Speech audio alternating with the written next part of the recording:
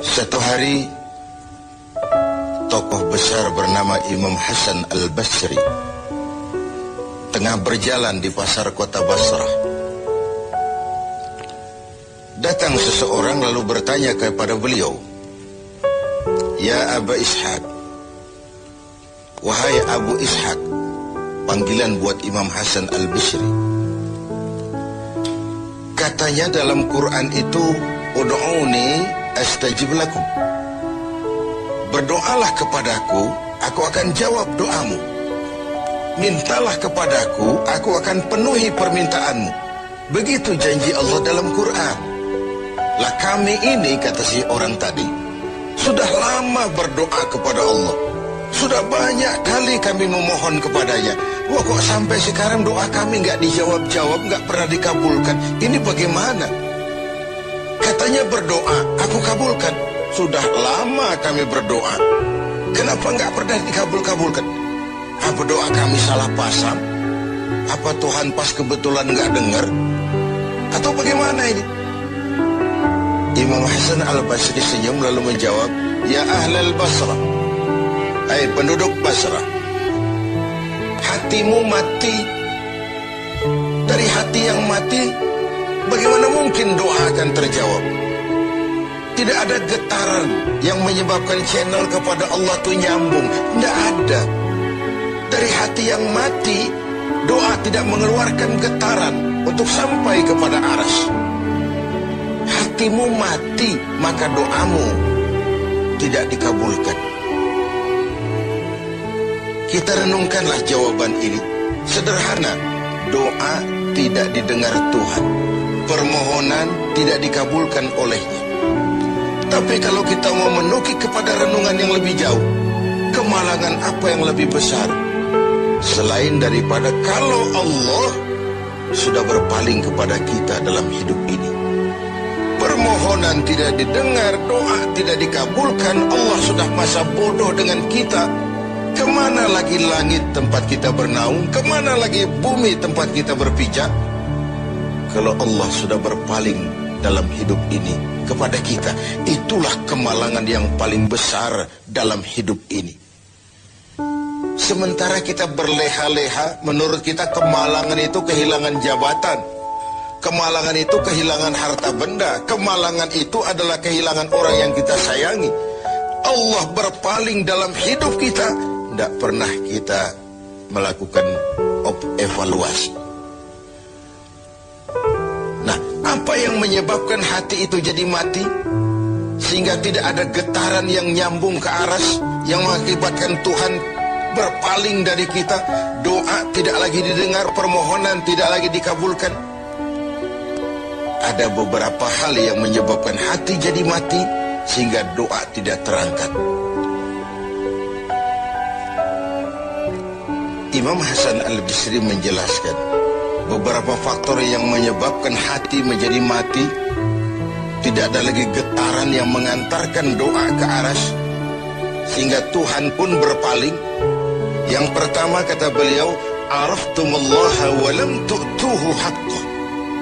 Kamu kenal Allah, tapi haknya untuk disembah, kewajibanmu untuk menyembah, tidak pernah kamu laksanakan. Bagaimana hati tidak jadi mati? Kenal. Siapa pencipta alam semesta? Allah. Siapa pencipta lautan, gunung, sungai? Allah. Siapa pencipta langit dan bumi? Allah. Siapa pengatur segala-galanya? Allah. Salat apa tidak? Tergantung kebutuhan. Kamu kenal Allah, tapi haknya untuk disembah, kewajibanmu untuk menyembah, tidak pernah kamu laksanakan. Bukankah simpel bahwa Fatihah saja mengajarkan iyyaka na'budu wa iyyaka nasta'in? Hanya kepadamu kami menyembah dan hanya kepadamu kami mohon pertolongan. Tertibul kalimat, na'budu dulu baru nasta'in. Kalau na'budu terlaksana, nasta'innya pasti top chair. Hanya kepadamu kami menyembah, hanya kepadamu kami mohon pertolongan. Kalau ibadah beres, pertolongan pasti datang. Doa didengar, permohonan dikabulkan, munajat pun diterima. Kenapa? Nak budunya beres, maka nasta'innya nikmat. Tidak diajarkan kita iyyaka nasta'in wa iyyaka na'budu, tapi na'budu dulu, baru kemudian nasta'in. Kalau hati tidak mau mati, janganlah pengenalan kita kepada Allah tidak diiringi dengan pendekatan kita kepadanya. Bagaimana cara mendekat kepada Allah? Logika saja. Mau dekat dengan presiden, ikuti peraturan yang dibuat oleh protokolernya presiden. Mau dekat dengan gubernur, ikuti peraturan yang disusun oleh protokolnya gubernur. Tidak bisa mau dekat dengan gubernur bikin peraturan sendiri. Mau dekat dengan Allah bikin metode sendiri. Dengan jalan ngelamun, duduk madep ngidul, bengong 4-5 jam, lalu mau dekat dengan Allah. Mau dekat dengan Allah, ikuti cara yang sudah diatur oleh Allah melalui utusan-utusannya, bukan dengan cara membuat sesuatu sendiri. Ini yang pertama. Lalu yang kedua, yang menyebabkan hati jadi mati, qara'tumul Qur'an walam ta'malu bih. Kamu baca Al-Quran, kamu dengungkan Al-Quran, kamu sanjung Al-Quran, walam ta'malu bih, tapi isinya, ajarannya tidak pernah kamu laksanakan. Isinya, ajarannya sering malah diinjak-injak. Bukankah kita hidup di satu zaman di mana tuntunan sudah menjadi tontonan, dan tontonan sering dianggap sebagai tuntunan? Bukankah kita hidup di satu masa di mana orang yang jujur dikhianati dan pengkhianat malah diberikan amanah? Bukankah zaman ini sudah terjadi pergeseran nilai yang sedemikian rupa? Kita baca Al-Quran, kita musabakohkan pula bacaannya, tapi isinya, ajarannya tidak pernah kita laksanakan. Bahkan nyaris sering kita injak-injak. Hati jadi mati. Sama dengan kalau kita dikirimi surat oleh seseorang yang sangat kita kagumi. Kita baca surat itu siang malam. Kita ceritakan kepada orang, saya dikirimi surat oleh orang yang sangat saya kagumi. Tapi perintah yang ada dalam surat itu tidak pernah kita laksanakan. Saya percaya betul yang kirim surat mesti marah. Kau baca itu penting supaya kau ngerti apa isinya, tapi setelah kau ngerti mau ia laksanakan. Begitu Al-Quran diturunkan kepada kita, kamu baca Al-Quran, tapi isinya tidak pernah kamu amalkan. Bagaimana hati tidak akan menjadi mati karenanya? Pemirsa TV7 yang berbahagia, yang ketiga penyebab hati itu menjadi mati, akaltum ni'mata rabbikum walam tashkurulah. Kamu makan nikmat Tuhanmu, tidak pernah kamu bersyukur kepadanya. Ikan Tuhan di laut itu tiap hari diciduki, tapi Tuhannya diabaikan.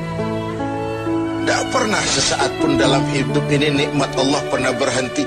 Sejak kita bangun tidur sampai kita tidur kembali, bahkan tidur itu sendiri. Dari sekian nikmat yang kita tidak akan pernah sanggup menghitungnya, Tuhan cuma minta syukuri nikmat itu. Kalau kau syukuri, aku tambah. Kalau kau ingkar, azabku itu pedih. Tiap hari kau makan nikmat Tuhanmu, akaltum ni'mata rabbikum. Kau makan nikmat dari Tuhanmu, walam tashkurulah, tapi kepadanya kamu tidak pernah bersyukur. Baik syukur dalam bentuk ucapan, lebih-lebih syukur dalam bentuk perbuatan. Karena kalau syukur ucapan semua bisa. Alhamdulillah, terima kasih Tuhan, puji syukur, terima kasih Tuhan. Tapi perbuatannya sering tidak sinkron dengan ucapannya. Kalau saya diberikan harta oleh Allah, mulut saya tidak pernah berhenti. Alhamdulillah Tuhan, terima kasih dikasih harta. Tapi pelitnya 17 setan. Rasanya orang itu baru syukur perbuatan, baru syukur ucapan, belum syukur perbuatan. Karena syukur perbuatan artinya mempergunakan suatu nikmat sesuai dengan kehendak yang memberikan nikmat itu. memberikan harta kepada saya. Apa yang Allah kehendaki dengan menggunakan harta ini? Bagaimana kehendak Allah tentang penggunaan harta ini? Allah memberikan jabatan kepada saya. Apa yang Allah kehendaki dengan memberikan jabatan ini kepada saya? Mempergunakan suatu nikmat sesuai dengan kehendak yang memberinya. Itulah syukur yang sebenarnya. Ini yang keempat. Yang kelima, penyebab hati itu jadi mati. Qultum annal mauta haqqun wa lam tasta'iddu lah. Kamu yakin, kamu percaya, kamu tahu betul hidup akan berakhir dengan kematian. Namun kau tidak pernah mempersiapkan diri untuk itu. Baik menghadapi kematian maupun menghadapi yang lebih penting sesudah kematian. Karena mati pada dasarnya sebuah peralihan dari sebuah tahap kehidupan kepada tahap kehidupan yang berikutnya. Bukan akhir. Bahkan saya lebih cenderung mengatakan mati adalah istilah yang digunakan bagi orang yang sedang hidup.